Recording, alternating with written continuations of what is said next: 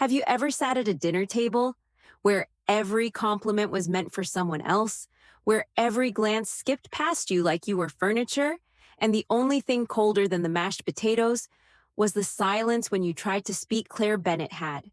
For years, she'd been the daughter they quietly tolerated, the sister who never quite fit, the one who chose duty over dinner parties, uniforms over LinkedIn titles, until one day, she walked into the boardroom of the company her father spent his life serving, and the most powerful woman in the room stood up and said, "Colonel Bennett, we're honored to have you." That day, her family didn't speak because they finally saw her. But the real question is, what do you do? When the people who said you were nothing have to call you ma'am? This is the story of Claire, of silence, of strength, and of finally being seen. Claire Bennett hadn't seen her parents in nearly 5 years.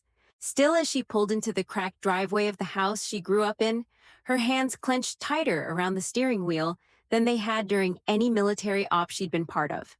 The house looked almost offended by time shutters hanging crookedly, ivy curling in places it shouldn't. The familiar Bennett family. Since 1987, sign weather-worn and barely legible. Everything looked exactly as she remembered, and that in itself made her uneasy. Inside the car, the back seat held a canvas military garment bag zipped shut. Inside it was a perfectly pressed uniform, its silver eagle insignia catching the light whenever Claire dared peek. 3 weeks ago, she'd been promoted to colonel, one of the youngest in Cyber Command history. But that wasn't why she was home. Not yet. Her mother hadn't asked her to come. In fact, she wasn't even sure her mother remembered it was the long weekend. The invitation had been indirect. Ethan had apparently been promoted again, and there would be a family dinner just to celebrate how far he's come. Her father's words delivered casually in a voicemail.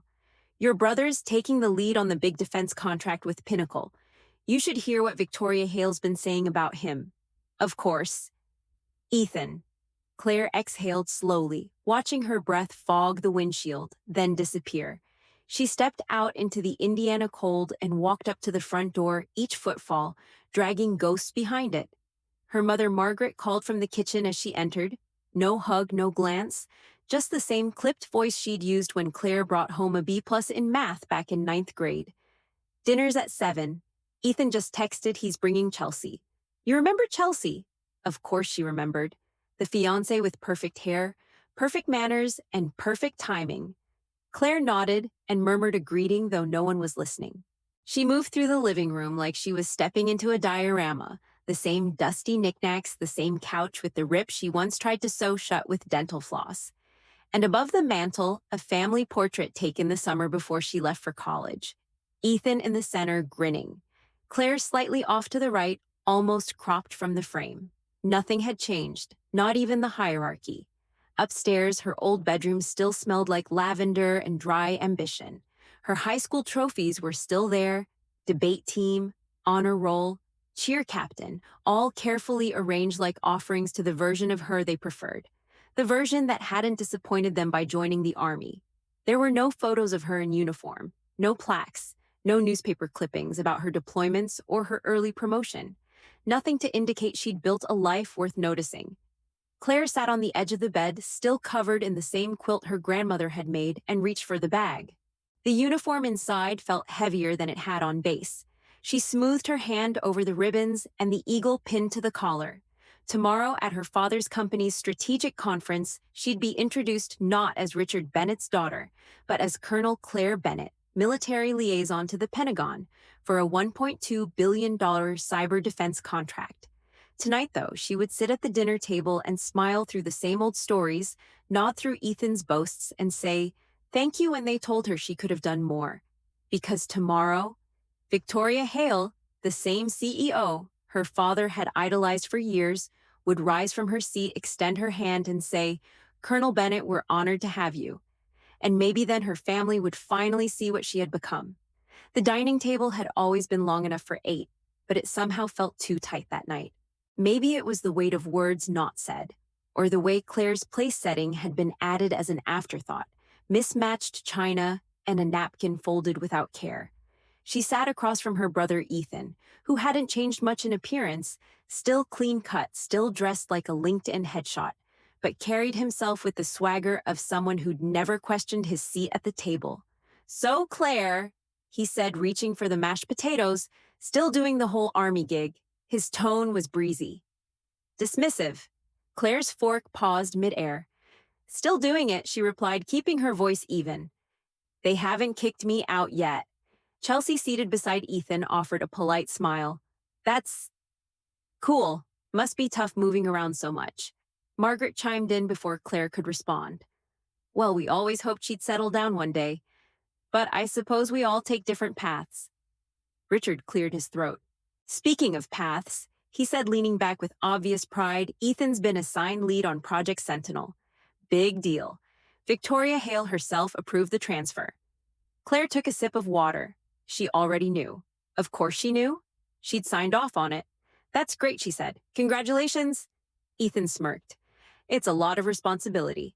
Leading a team of 15. They needed someone who could speak both tech and strategy. And politics," Richard added, nodding. "That's where Ethan really shines." The room buzzed with familiar energy. The shared pride, the congratulatory hum that had never surrounded Claire, no matter what she achieved. "It's the same cyber contract they've been working on for years," Ethan continued.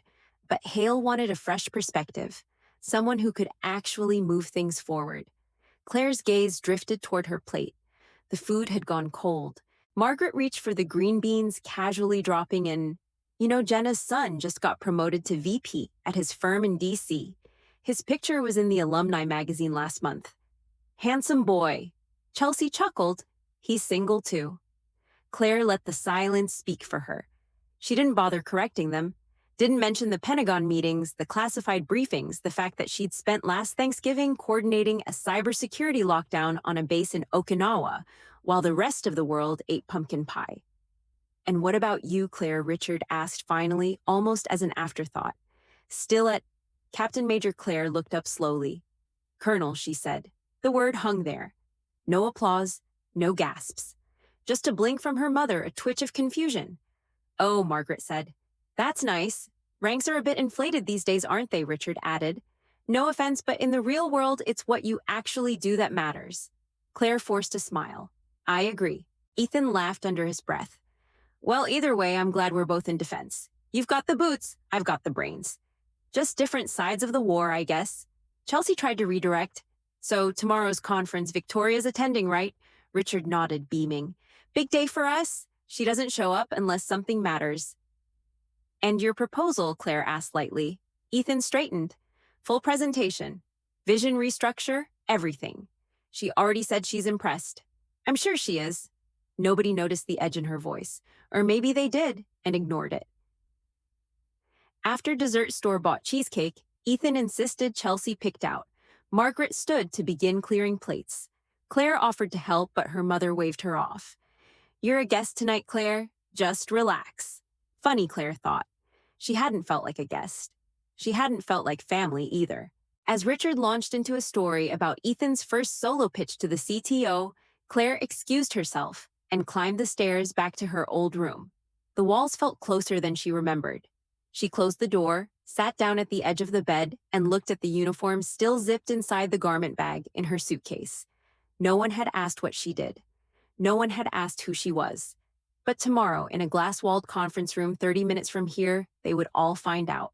Claire Bennett didn't sleep that night.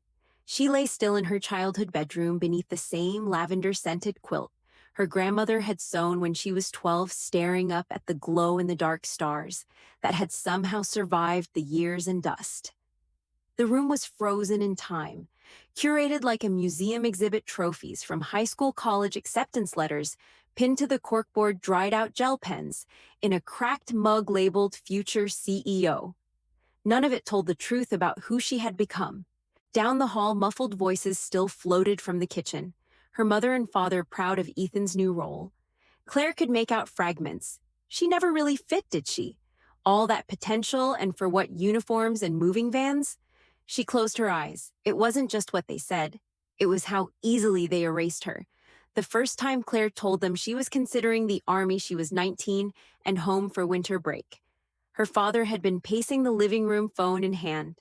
fielding work calls even with a football game on in the background. Her mother was rearranging ornaments on the tree, complaining that Ethan's girlfriend had bought the wrong kind of ribbon. Claire had waited until dinner. She'd printed out the ROTC brochure and laid it gently beside her plate. "What's this?" Richard had asked, squinting at the logo. "I'm applying for a scholarship," she'd said. "ROTC, full ride. It covers tuition, housing, everything." The silence that followed was unlike any Claire had known. Not the kind that settles after a disagreement, but the kind that burns into memory. The military Margaret's voice cracked as she set down her fork. "Claire, no. You're better than that." Richard leaned back in his chair, disappointment practically steaming off his skin. "That's for people who have no options. You've always had options." Claire remembered the way her fingers had curled under the edge of the table. "I want to serve," she'd said, barely above a whisper. "I want to make a difference." "So does Ethan," Richard replied sharply. "He's going into defense technology, with brains, not boots." It had been the first time she felt like she was walking out of her own family. The next 4 years passed in cadence and silence. Claire sent photos from her basic training graduation. No one responded. When she commissioned as a second lieutenant, only her cousin Jenna had come driving 6 hours from Cleveland, just to pin the gold bars on her shoulders. Her parents claimed a work emergency. Ethan had simply texted congrats, I guess. They never asked what she did. Never wondered what her days looked like in the scorching Arizona heat or how she trained to dismantle cyber attacks with nothing but a laptop, a caffeine IV, and 20 hours of code. Claire learned not to share. At 24, she was deployed for the first time. Forward Operating Base Lionheart, Eastern Europe. No photos, no fanfare. Just cold nights and colder briefings. One afternoon during a surprise inspection, a general had stopped beside her console. "Williams," the woman said, voice sharp but curious. "You were the one who caught the Red Route breach." Claire had nodded, unsure if she was in trouble. "Smart," the general said. "Most analysts missed it. You saw the pattern." That was how she met Brigadier General Amanda Rhodes, who would go on to become the first person in Claire's adult life to say the words, "You think differently, and that's what this world needs." Under Rhodes's mentorship, Claire had been pushed, promoted, and protected. She was never handed anything, but for the first time, someone had seen what she carried inside. Rhodes had taught her how to lead a team, how to stay calm when the network alarms lit up like wildfire, how to speak with authority, even when being second-guessed in a room full of men who wore medals like shields. At 26, Claire uncovered a coordinated cyber assault aimed at breaching encrypted military infrastructure. The operation she led to stop it saved countless intelligence files and maybe lives. The citation she received now sat in a drawer in her DC apartment. Her family had never even heard about it. When General Rhodes personally recommended her for the Pinnacle liaison role, she called Claire in the middle of the night, her voice as always clipped and confident. "You'll be good at this," she said, "not just because you're brilliant, but because you're disciplined, you listen, and when you speak, it matters." Claire had stared at her reflection in the hotel mirror that night. Colonel Claire Bennett. It didn't feel real then. It barely did now. Back in her bedroom, she finally sat up. The uniform still hung in the closet, pressed and perfect, untouched since she arrived.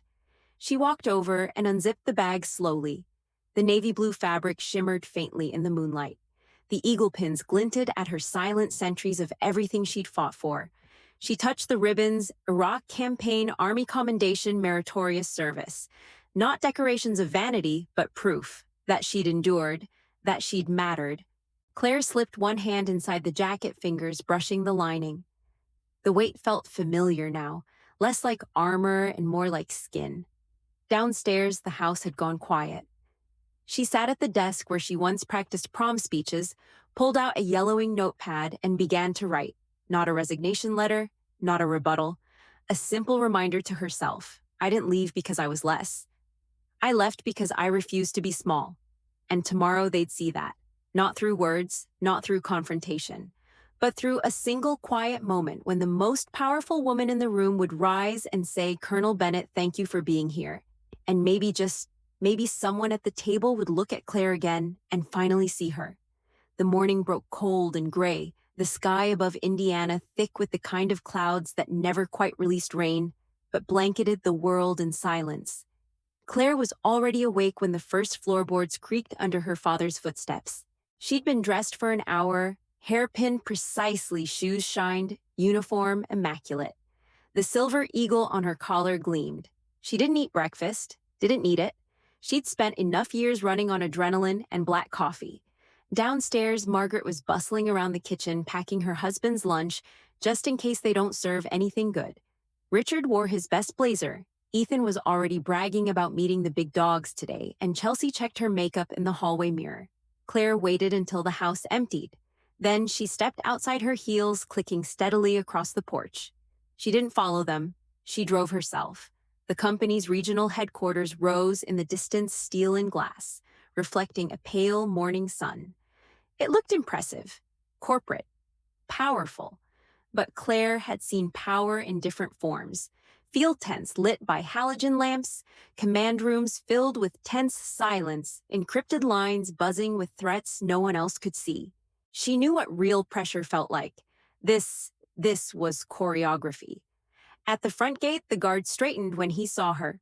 "Good morning, Colonel," he said, eyes flicking to her ID, then back up to the eagle insignia. "Welcome to Pinnacle Defense Systems." "Thank you," she said, voice even. "I'm expected," he waved her through. Not one person questioned her. No condescension, no surprise, just protocol. Inside, the air was sharp with industrial air freshener and ambition. People moved quickly, clipboards and hand eyes scanning badges. Claire walked with purpose, her heels echoing down the marble hall. Every so often, someone paused mid-conversation to glance at her. They didn't know her name yet, but they would. In the executive conference room, the final preparations for the strategic review were underway. Slides cued, coffee poured, name cards set around a large oval table. At the center, a seat marked simply DoD Liaison, reserved. Claire slid into it without hesitation. No one stopped her. Across the building, Richard Bennett stood at the back of the room, with Ethan, neither of them aware of the quiet arrival that would reshape everything. "Just don't overdo it," Richard advised. "Stick to the facts, highlight the timeline. Hale respects results." Ethan nodded, straightening his tie. "She already emailed me, said she liked my restructuring plan." "Good." Richard smiled. "She doesn't impress easily." 10 minutes later, employees began filing into the room. The energy shifted when the executive assistants arrived with confidential briefings. Claire reviewed the documents in front of her silently. Everything matched what she'd already seen at the Pentagon. Then the glass doors swung open. Everyone stood. Victoria Hale entered like a storm in a navy pantsuit. Tall, composed, with eyes that missed nothing and tolerated less. She moved straight to the front of the room, flanked by 2 aides.